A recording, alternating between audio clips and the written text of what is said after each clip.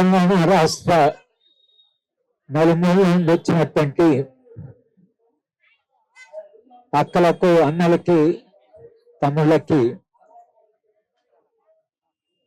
నా తరఫున ఆహ్వానం పలుకుతూ ఇవాళ మీరందరూ హైదరాబాద్ నగరానికి శాంతిని వెతుకుతూ వచ్చారు. దేశంలో ఒక శాంతియుత వాతావరణం కావాలని, మనుషులు ఒక శాంతియుత సహజీవనంతో బతకాలని, హింస లేనటువంటి ఒక సమాజం కావాలని ఆ తీవ్రమైన ఆకాంక్షతో మీరందరూ భిన్న ప్రాంతాల నుంచి వచ్చారు. ఇవాళ చరిత్రలో మనమే కాదు, ప్రపంచమే ఒక కీలక దశ నుండి ప్రయాణం చేస్తున్నది. ఇవాళ ఇజ్రాయిల్ చేస్తున్న దుర్మార్గాన్ని చూస్తున్నాం. దాని వెనుక అమెరికా సామ్రాజ్యవాదం నిలబడి ఏ హద్దు ఆంక్షలు లేకుండా విపరీతంగా మనుషులను చంపుతున్నాడు. చిన్న పిల్లల్ని చంపుతున్నారు, మహిళలను చంపుతున్నారు, వృద్ధులను చంపుతున్నారు. మనిషి అనేటువంటి జ్ఞానం లేకుండా, స్పృహ లేకుండా ఇవాళ ప్రపంచవ్యాప్తంగా ఒక హింసాయుతమైనటువంటి దశలో మేము బతుకుతున్నాం. ఆ హింసాయుత ప్రపంచంలో మన దేశంలో కూడా ప్రతిపక్షం ఉండకూడదని భారతీయ జనతా పార్టీ 10 ఏళ్ల క్రితము కాంగ్రెస్ విముక్తి భారత్ అంటే కాంగ్రెస్ పార్టీ లేనటువంటి భారత్, అది ఆ ఎన్నికల్లో ఓడిపోతే అది వేరు విషయం, కానీ కాంగ్రెస్ లేనటువంటి ఒక భారతదేశం. అలాగే ఇవాళ నక్సలైట్ లేని భారతదేశం, దీని తర్వాత కమ్యూనిస్ట్ లేని భారతదేశం, దీని తర్వాత ప్రజాస్వామ్యవాదుల్లోని భారతదేశం, తర్వాత ప్రతిపక్షాల్లోని భారతదేశం. ఇది ఏం పద్ధతి? మన దేశానికి ఒక రాజ్యాంగం ఉంది. ఆ రాజ్యాంగం చాలా ఆలోచించి రాసిన రాజ్యాంగం. 2.5 సంవత్సరాలు దేశంలో ఉండేటువంటి మేధావులు, దేశంలో ఉండేటువంటి లాయర్స్, జడ్జి అందరూ కూర్చొని అందరూ ప్రతినిధులతో ఈ రాజ్యాంగాన్ని రాశారు. రాజ్యాంగం ఏం చెప్తున్నది? రాజ్యానికి ఉండే ప్రత్యేకమైన లక్షణం ఏంటంటే దానికి బలప్రయోగం ఉపయోగించే అధికారం ఉంటుంది. దాని ద్వారా లక్షలాది మంది సైన్యం ఉంటారు, పోలీసు ఉంటారు, పార్లమెంటరీ బలగాలు ఉంటాయి. వాళ్ళందరూ ఆయుధాలు పట్టుకొని ఉంటారు. ఆయుధాలు పట్టుకున్నటువంటి ఇంత సైన్యం కానీ, ఇంత పోలీసు కానీ సమాజానికి ఏం అవసరం? సమాజాన్ని శాంతియుతంగా జీవిస్తున్నప్పుడు నిజానికి ఇంత బలప్రయోగం యొక్క అవసరం రాజ్యానికి ఉండదు. కానీ రాను రాజ్యము విపరీతమైనటువంటి బలప్రయోగాన్ని లేదా బలప్రయోగం చేసే సాధనాన్ని పెంచుకుంటూ వస్తుంది. నిన్న కాక మొన్న ఉత్తరప్రదేశ్లో 60,000 మంది కానిస్టేబుల్స్ రిక్రూట్ చేశారు, పోలీస్ యంత్రాంగాన్ని.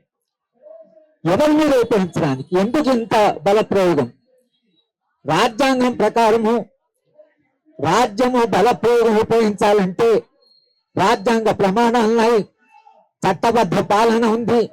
రాజ్యము తన ఆయుధాన్ని ఉపయోగించేటప్పుడు దాని మీద చాలా ఆంక్షలు ఉన్నాయి, చాలా నియమాలు ఉన్నాయి, చట్టబద్ధ పాలన ఉంది. ఆయుధం ఉపయోగించే ముందు ఇవన్నీ కూడా ప్రమాణాలకు లోబడి రాజ్యం ఆయుధాన్ని ఉపయోగించాలి. ప్రైవేట్ వైలెన్స్ కి రాజ్యం చేసేటువంటి బలప్రయోగం చాలా తేడా ఉంటుంది. సమాజంలో కొంత హింస ఉండొచ్చు. హింస సమాజంలో ఉన్నప్పుడు ఆ హింసను నియంత్రించే క్రమంలో రాజ్యం కూడా హింసను ఉపయోగించడం ప్రారంభిస్తే హింస వర్సెస్ హింస, ప్రైవేట్ హింస, రాజ్య హింస, ఇక దానికి అంతు ఆది లేకుండా అది ఒక చక్రంలాగా తిరుగుతూ మొత్తం సమాజం ఒక వైలెన్స్, ఒక హింసాయుత దశలో పడిపోతుంది. కనుక ఇవాళ మన రాష్ట్రంలో వామపక్ష పార్టీలన్నీ ఒకటై వాళ్ళ మధ్యన చాలా తేడాలున్నాయి, భావజాలకు తేడాలున్నాయి, వాళ్ళకు చాలా తేడాలు ఉండే ఇన్ని పార్టీలు ఉన్నాయి. కానీ వామపక్ష పార్టీలు తెలంగాణ వరకైతే ఒకటి అర్థం చేస్తున్న ఏంటంటే, ఈ రాజ్యము ఒకవేళ ఇలాగే ప్రవర్తిస్తే రాజ్యాన్ని నియంత్రించకుండా రాజ్య బల ప్రయోగం అనేది దానికి ఆంక్షలు లేకుండా అది ఉపయోగించడము, దాన్ని ప్రయోగించడం ప్రారంభిస్తే అది అక్కడ ఆగదు. ఇది చరిత్ర. రాజ్యము ఒక్కసారి ఏ ఆంక్షలు లేకుండా, చట్టబద్ధ పాలన లేకుండా ఒకవేళ రాజ్యం పరిపాలించడం మొదలు పెట్టిందంటే ఇక రాజ్యానికి హద్దులు ఉండవు. ఎందుకంటే రాజ్యం దగ్గర ఉన్న బల ప్రయోగ సాధనాలు ఏస్తున్నాయి, విపరీతమైన సాధనాలు ఉన్నాయి. ఇన్ని సాధనాలు తమ దగ్గర పెట్టుకొని, ఇన్ని ఆయుధాలు తమ దగ్గర పెట్టుకొని వాళ్ళు ఒకవేళ ఈ ఆయుధం మీద నియంత్రణ లేకపోతే రేపు భవిష్యత్ సమాజం ఏం కాబోతున్నదని ఆందోళన నుంచి మనందరం ఇక్కడికి వచ్చాం. రాజ్యానికి చెప్పడానికి వచ్చాం, మీకు బలప్రయోగం చేసే అధికారం రాజ్యాంగం ఇవ్వచ్చు, కానీ ఎటువంటి పరిస్థితుల్లో మీరు మీ ఆయుధాన్ని ఉపయోగించాలనే ఆంక్షలు ఉన్నాయి, చట్టబద్ధ పాలన ఉన్నాయి, ప్రమాణాలు ఉన్నాయి. ఈ ప్రమాణాలు కాదని మీరు ఒకే ఒకసారి ఫలానా గ్రూప్ ని మేము అంతం చేస్తాం అంటే మీరు అంతం చేస్తామని ఎలా ప్రకటిస్తారు? మీరు అంటే ఒక రాజకీయ ఉద్యమాన్ని మొత్తంగా దాన్ని ఫలానా డేట్ వరకు అంతం చేస్తాం అనేది రాజ్యాంగ విరుద్ధం, ప్రజాస్వామ్య విరుద్ధం, చట్టబద్ధ పాలనకు విరుద్ధం. రాజ్యాంగ మీరు లేదు. కానీ రాజ్యము ఇవాళ బాహాటంగా మేము చంపుతాం, ఎలిమినేట్, న్యూట్రలైజ్, భాషలు మారిపోయింది. నేను ఇక్కడ ఆగుతుందా? మిత్రులారా, కాస్త చరిత్ర చదువుకొని పొలిటికల్ ఎకానమీ చదువుతున్న విద్యార్థిగా నేను చెప్తున్నాను, రాజ్య హింస హద్దులు దాటితే అక్కడ ఆగదు. ఇది చరిత్ర. వాళ్ళ మనందరం కూడా రాజ్యానికి చెప్పడానికి వచ్చాం. మిమ్మల్ని ఎన్నుకొని ఒక ప్రజాస్వామ్య వ్యవస్థలో మీకు అధికారం ఇచ్చి ఓటరు తన ఓటు ద్వారా మిమ్మల్ని ఎన్నుకొని అక్కడ పంపించింది రాజ్యాంగబద్ధంగా రాజ్యాంగ ప్రమాణాల ప్రకారం పరిపాలించాలని పంపించారు. మీరు రాజ్యాంగంలో ప్రమాణం చేశారు. రాజ్యాంగంలో ఏం రాసింది? రాజ్యాంగంలో చట్టాల్లో ఏం రాసింది? ఆ చట్టాలు ఖాతరు చేయకుండా మీరు ఒకవేళ ఈ బల ప్రయోగాన్ని ఇలాగే ఉపయోగిస్తూ సమాజంలో వాళ్ళ ఆందోళనలో ఉంది. మనందరం కూడా ఆందోళనలో ఉన్నాం. ఇది ఎక్కడ అవుతుంది? ఈ బల ప్రయోగము ఎక్కడ అవుతుంది అనేటువంటి ప్రశ్న, అనేటువంటి సవాలు ఇవాళ మనందరం ఎదుర్కొంటున్నాం. కనుక ఇది మావోయిస్ట్ పార్టీకి సంబంధించిన సమస్య కాదు. ఇది కేవలం మావోయిస్ట్ పార్టీకి సంబంధించిన సమస్య కాదు. ఇది ఆదివాసీల సమస్య. ఆదివాసీలు ఇవాళ మావోయిస్ట్ వచ్చిన తర్వాత ఉద్యమాలు చేయడం లేదు. గత 200 ఏళ్లుగా ఆదివాసీలు తమ జీవిత కొరకని, తమ అడవి కొరకని, జమీన్ అని వాటి కొరకు ఆదివాసీలు 200 ఏళ్లుగా పోరాటం చేస్తున్నారు. ఆ పోరాటాల ఫలితంగా చాలా హక్కులు వచ్చాయి ఆదివాసీలకు. భారత రాజ్యాంగంలో స్పష్టంగా రాసింది, ఆదివాసీ ప్రాంతాలకు రాజ్యం పోవాలంటే ఆదివాసీ అనుమతి కావాలి, ఆదివాసులు దానికి అంగీకరించాలి. ఆ తర్వాత చాలా చట్టాలు వచ్చాయి. ఎస్సీ అట్రాసిటీ యాక్ట్ వచ్చింది, అలాగే పీసా వచ్చింది. పీసా ప్రకారం కూడా మీరు ఆదివాసీలు ఎవరి ప్రాంతానికైతే మీరు వెళ్తున్నారో అక్కడ వెళ్ళడానికి వాళ్ళ అనుమతి కావాలి.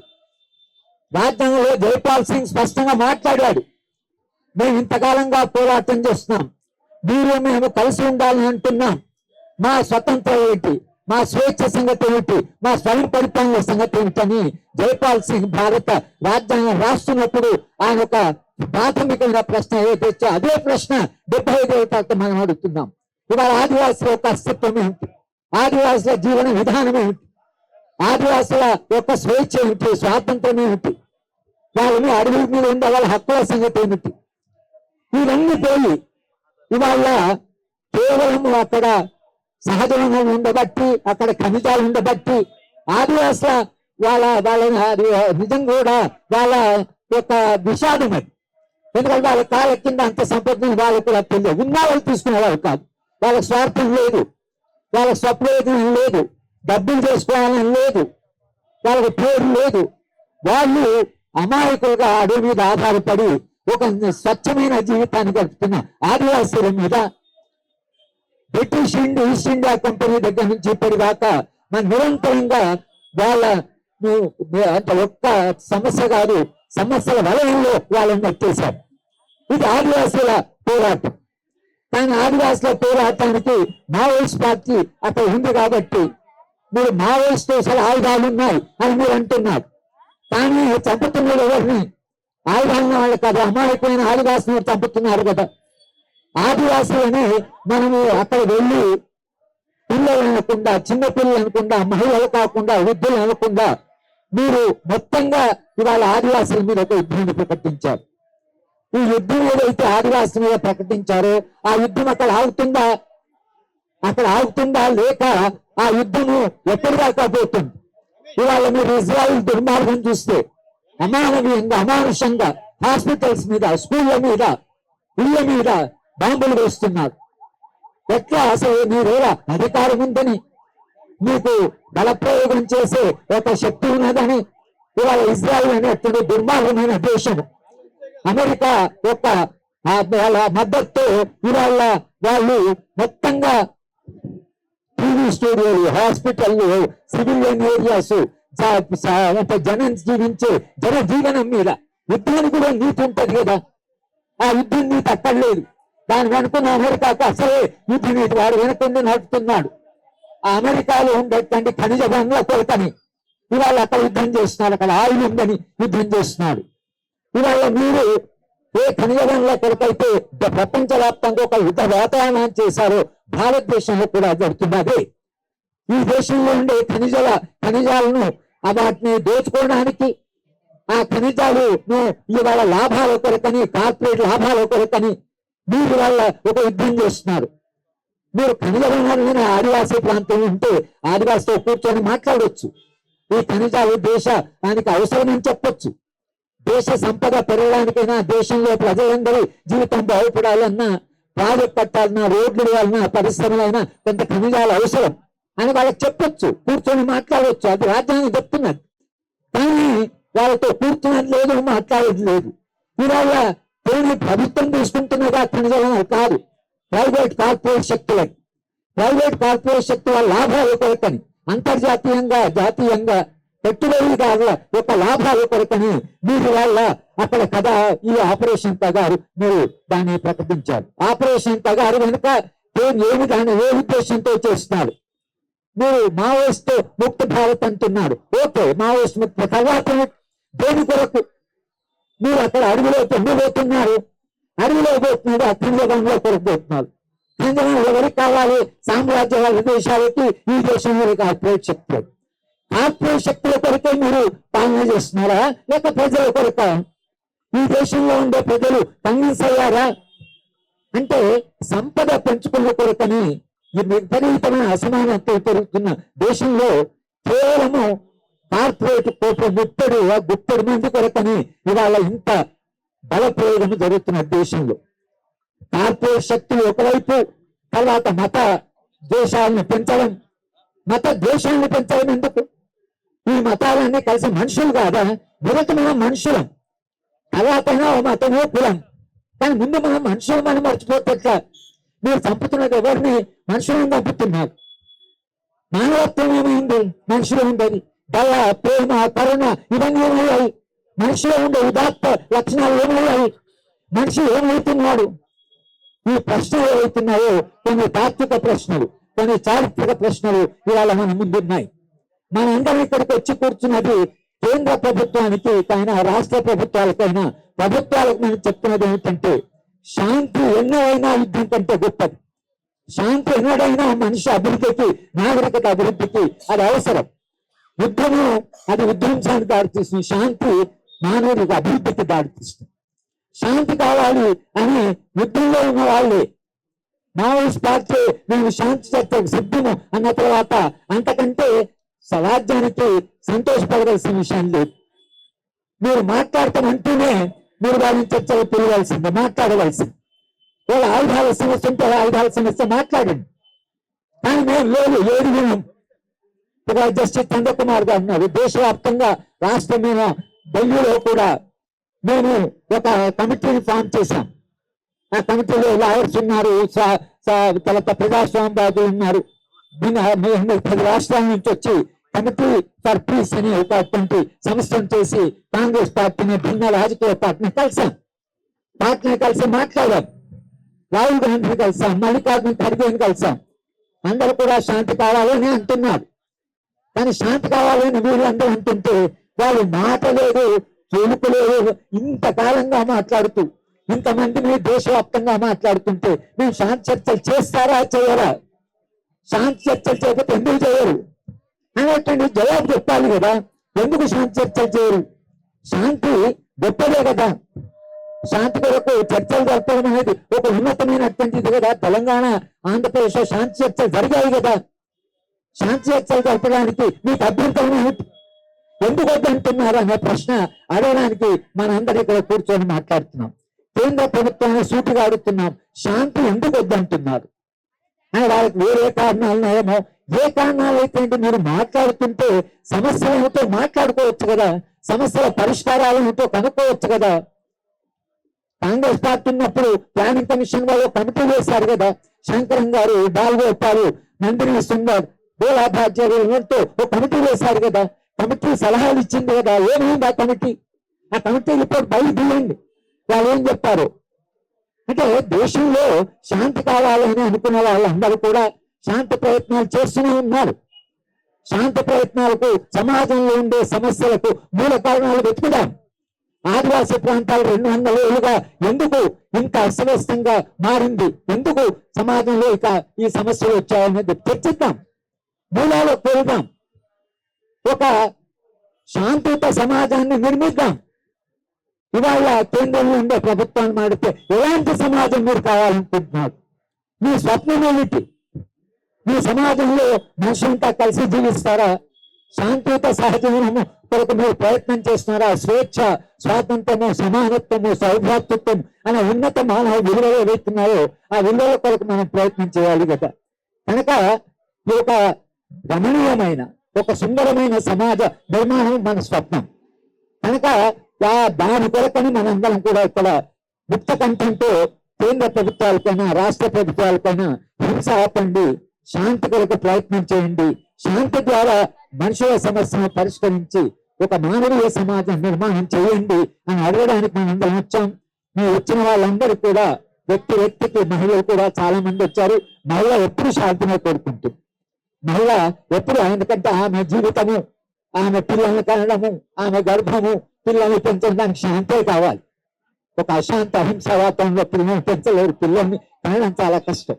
కనుక మహిళ స్వహాగా తాను శాంతిని కోరుకుంటుంది. కానీ ఇవాళ మహిళలు మనందరం కూడా ప్రభుత్వాలకు చెప్పడం ఏంటంటే, శాంతి ఎన్నడైనా యుద్ధానికంటే గొప్పది, శాంతి చర్చలు జరపండి, మూలాలకు వెళ్ళండి, సమస్యను పరిష్కరించండి. ఇది ఇవాళ చరిత్ర. మనం అడుగుతున్న ప్రశ్న, ఇది సవాలు.